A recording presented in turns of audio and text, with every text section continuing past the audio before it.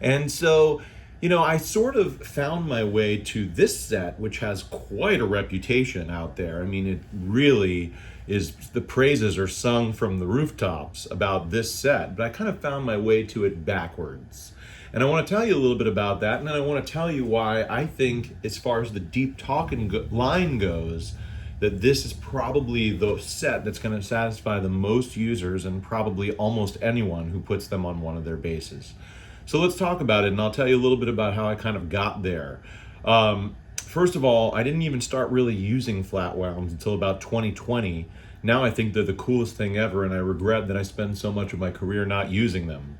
But I kind of first got into using them when I got my 67 Mustang bass in 2020, and I put the Fender LaBella Mustang flats on that bass that are made specifically for that bass, the string through nature of it and the gauges and everything. And I actually think that that set in many ways is the closest thing I've played over these years of different flats and LaBella flats to this set, the 760 FL, and the main reason is because of the balanced tension.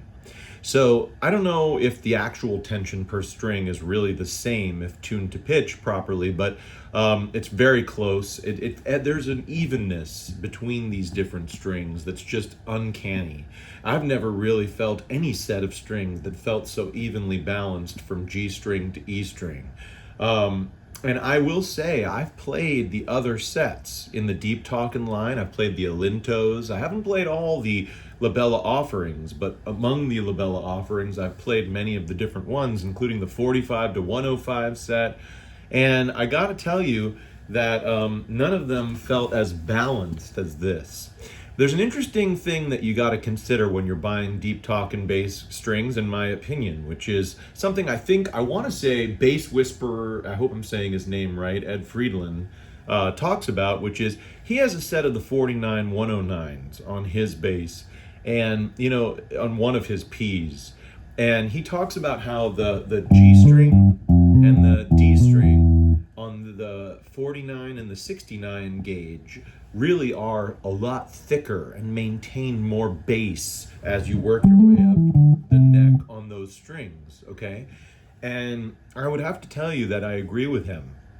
I had those strings. In fact, if you go check out some of my shorts and you see some of those videos where I'm playing my burst P bass, which is my number one, that's the one I had my breakthrough video with 13,000 views, wow, on my ordinary P bass. If you watch those shorts, you're gonna see that those are the 49 to 109s. And a lot of people comment about how good the D and G strings sound. I'm playing You Enjoy Myself by Fish at one point, and it's like, and boy, it sounds thicker and meatier than it does on this bass. So that's important to note. But those are beefy strings.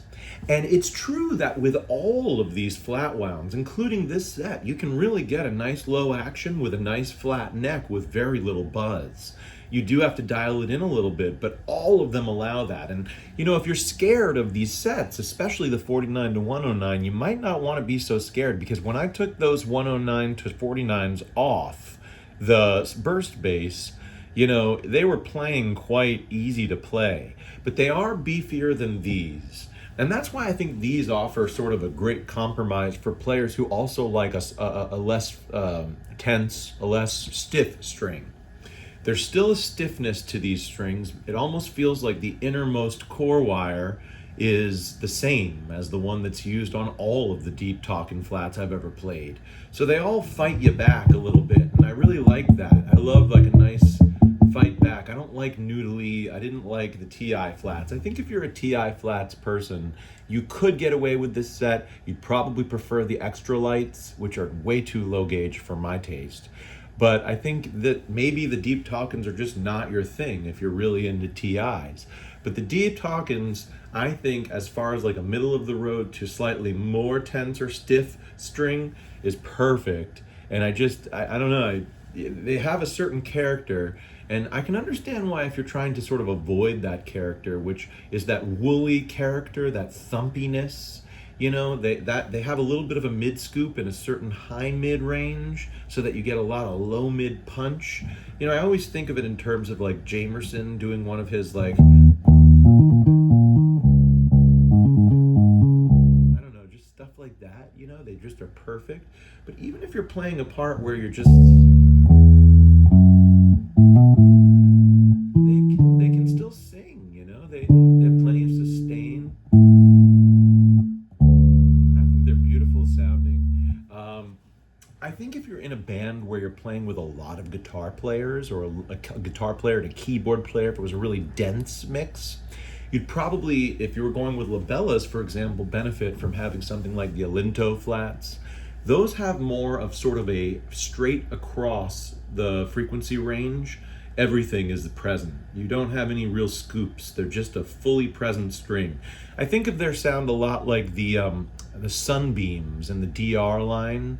And the Sunbeams might be a little more flexible, but the point is that they're very, everything is there, neutral string, a very beautiful sounding string. Those probably will do better in a denser mix. These will probably do better in a more sparse and empty mix. If you want to take a pick, you know, and do like a, I don't know, just something like, I don't prepare anything for these videos, but I don't know, whatever you want to do, like, it's gonna sound great when the bass is more featured in a smaller setup.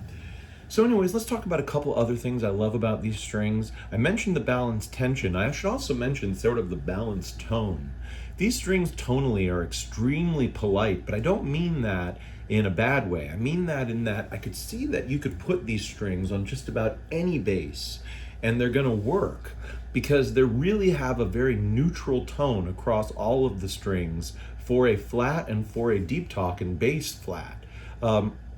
There's sort of a caked in tone that I noticed more with the other gauges than I do with this particular one. A great example is like, listen to Sean Hurley, who uses these on his Fender Custom Shop model and uses them on his other P bass, and he swears by them, and he has one of those sort of neutral sounds that it really is, you know, the producer's wet dream, where you would just hear that and know you can work with it without any issue whatsoever. So these strings do that, like that. I know, they just have it, you know, like I'm thinking of Mayer. Sorry for the buzzing. The E string just perfectly vibrates my intake on my air conditioner in here. But anyways, so yeah, the evenness of tone in addition to the evenness of tension. And it's important to mention that the evenness of tension really gives you a good judge if one of your strings is sitting a little low or high when we talk about where we want our action and we talk about how we set up our instrument. You know, I think that like the other day I was playing and I noticed that the A string just felt a little floppier than the other strings. Lo and behold, I took a measurement, it was a little low, I brought it up. Why did I know? Because these strings are so consistent from string to string and the tension is so good from string to string that, you know, I really could tell that this one must be sitting lower to have that looser feel.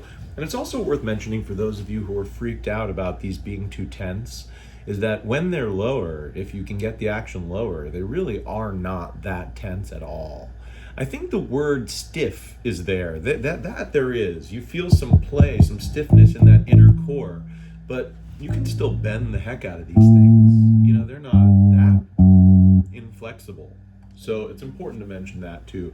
They're easy to dial in a great setup because of how, you know, consistent they are from string to strings, which is really, really cool. Let me think of some other things to mention about them, if anything. Well, first of all, I want to just say, and a shout out to LaBella on their customer service. You know, I had read a million reviews online about LaBella and about their amazing customer service. And, you know, when I wrote them about some problems I'd had, and I want to talk about this, and I will talk about this as a follow-up, but some problems I had with a string, they sent me a new replacement string and they responded to me right away. So I really appreciate that. They followed up later about another issue I mentioned and they sent me a whole replacement pack of those strings. So I couldn't ask for more from the customer service side. Now, some of you guys might be a little bit freaked out about buying these strings because there are reviews on TalkBass and other places of issues that people have had with these strings and specifically sort of sounds that sound like a defective string. Like if you were to read the entire talk bass thread, your takeaway would be that these people must have had defective strings. Some of them ultimately found a string that worked, some of them never did, but there was no explanation because you could slap another string in that position and it would always work. So there had to be something with the string. But what I would tell you is this: in my experience with all LaBella flats, but certainly with the Deep Talkin line, I have had defective strings over the years, and not just a few. But I'll tell you a couple things. First of all, I suspect that it's easy to damage these strings during installation. So you got to be very careful, especially when you're stringing it through one of these old style bridges. And I will say that like certain things really matter, like setting the saddle so that it's a little bit on the flat side and then working towards the sharper side as you intonate makes a big difference on these strings. If you put a kink in the string and then start pulling it back to remove sharpness, that's where I've noticed that you can easily start to pick up some sort of mwah type sounds. And look, in some cases, those sounds come up on these flats and they're easily fixable by setting a very good witness point at the bridge. So by giving it that good solid witness point, once you know you're intonated right, I've noticed that that mwah can like totally go away, or at least go away for many, many months until you have to do it again, but usually totally goes away. And that's a good string. But if you leave one of those kinks somewhere, you do something that breaks something along the installation path, I think that you could have a bad string after that that's no longer usable.